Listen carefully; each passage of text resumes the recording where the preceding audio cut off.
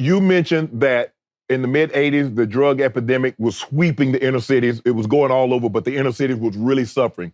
And while some were selling drugs on the corner, you decided to sell clothing. What was your pitch? So how do you sell a T-shirt or jeans or a hat or whatever you were trying to sell on the corner when people ain't really trying to buy no clothes on the corner?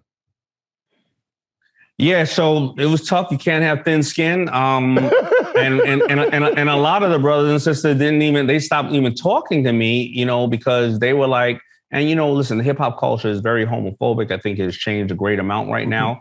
But prior to that, they used to be like, hey, Daymond, what's going on? I used to be like, I'm cool with my sexuality.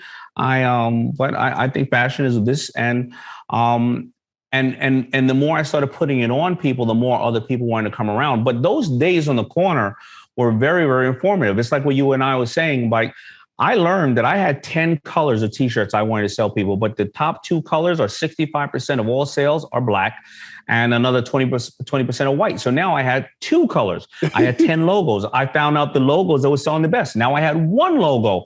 And at that time, everybody's wearing a double X. So I don't care if you're 110 pounds soaking wet. I'm taking the extra small out of the top of the shirt and putting double X in there just so you can feel good about yourself.